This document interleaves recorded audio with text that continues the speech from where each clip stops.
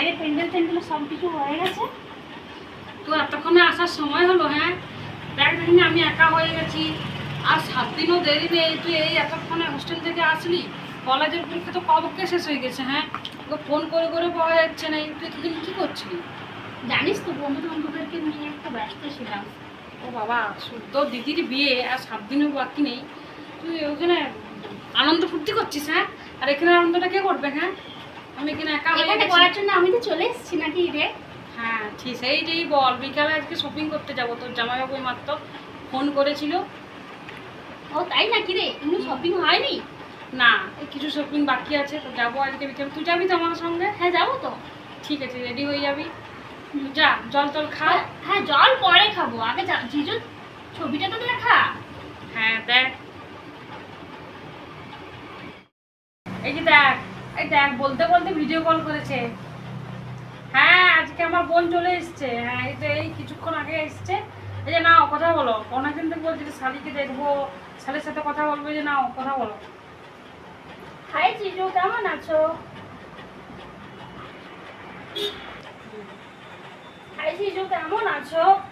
তারপর সব ভালো তো, সব ঠিকঠাক তো?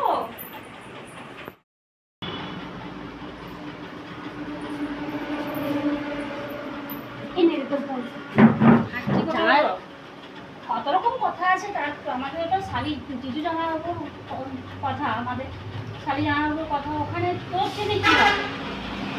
আর হ্যাঁ, আর দেখতে তো কিছু না হিসাব রে। হ্যাঁ কি দেখে করলো?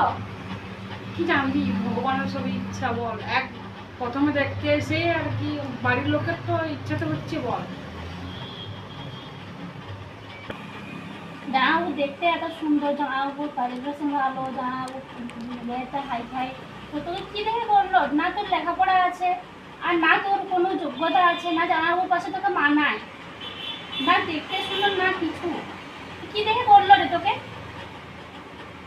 সেটা আমি কি বলবো, যাকে যার ভালো লাগে। তাহলে দেখিস আরো।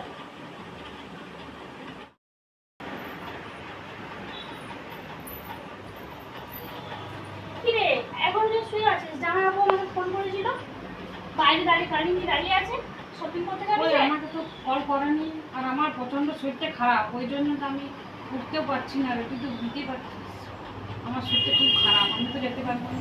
আর আমাকে তো কলও করেনি, তোকে কল করেছে? হ্যাঁ আমাকে তো কল করেছিল, কারণ তখন তোর সাথে আমার জির সাথে ভিডিও কলে কথা হলো না, তখনই নাম্বারটা চাইতে আমি দিয়েছি। ও ঠিকই আছে, কিন্তু আমি তো যেতে পারবো না। তুই তো জানিস আমার পছন্দ গোলাপি কালারের একটা শাড়ি নিয়ে আসবি, যা। তো তুই যা, আমি আর এখন যেতে পারবো না আজকে, আমি তখন কাল যাবো। ঠিক আছে তো? ঠিক আছে।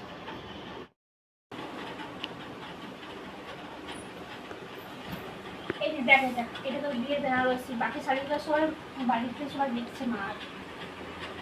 লাল কালার নিলি, আমি তো বললাম গোলাপি কালার। হ্যাঁ গোলাপি বলেছি, গোলাপি তো কি যে ভালো লাগে, গোলাপি প্রিন্টগুলো খুব একটা ভালো থাকেনি, তো লালটা আমারও জানিস খুব পছন্দ, তো প্রিন্টটা খুব সুন্দর, ওই জন্য লালটাই নিলাম। জানিস তো আমার লাল কালার একদম পছন্দ নয়, তোমার পিঙ্ক কালার পছন্দ। বিয়েটা কি তোর হচ্ছে না আমার হচ্ছে বল? শাড়িটা অন্তত আমার পছন্দের আনতে পারতি। বরটা তো তোর পছন্দ, সাইড না হলে আমারই পছন্দ হোক।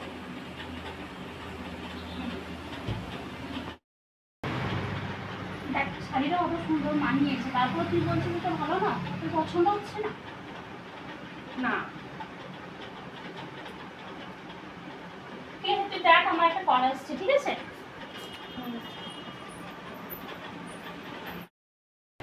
9টা বাজছে, এখন পর্যন্ত কল করলো নি, আমিই করি।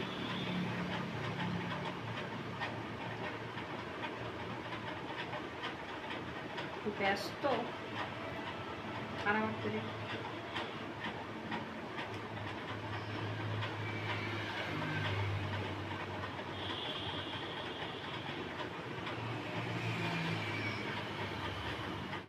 গেল অফিসে টাইম হয়ে গেল, আমাকে তো ফোন করতে মানে এটা আজ বাজে, কাল বিয়ে আমাদের, কি ব্যাপার কে যাবে। আমি আবার কলটা করি।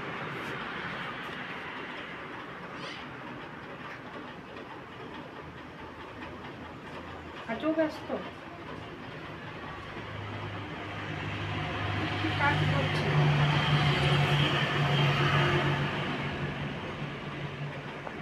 বোন, বোন, এই যে তুই কিছু বলছিলি না, তুই ডাকছিলি যে?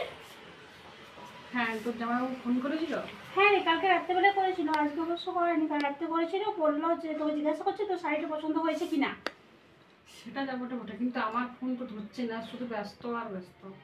কি তাই হচ্ছে? জিজু কি করছে ওটা ও বলতে পারবে, ওর ওই বিষয়টা তো আর আমি বলতে পারিনি না। সবার ট্রাই করে দেখ। বোন, বোন, হ্যাঁ বল। মা ডাকছিল নিচে, যা খাবারটা খাবি, যা তুই এখানে বসে আছিস যে। হ্যাঁ যাচ্ছি। কার সাথে কথা বলছিস? এটা ফ্রেন্ডের সাথে। ঠিক আছে, আমি খাবারটা খেয়ে আসছি। অত নয়, এতদিন হলো, এরপর তোমার বলা উচিত, এবার দিদিকে জানিয়ে দেওয়া উচিত। আজ বাদে কাল দিদির বিয়ে, তুমি কবে বলবে তোমাদের বিয়ে ঠিক হয়ে গেছে তোমার সাথে দিদি? আজ বাদে কাল বিয়ে, তুমি কখন বলবে আমার তোমার ব্যাপারে আমাদের দুজনের সম্পর্কটা?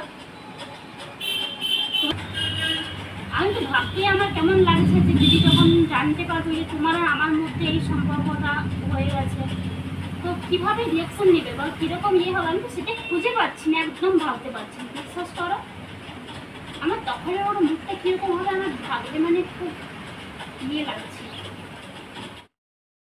আমার তো ভাবতেই কীরকম লাগছে যে আজকে তুমি দিদিকে বলবে, আমার এটা শুনে খুব ভালো লাগছে।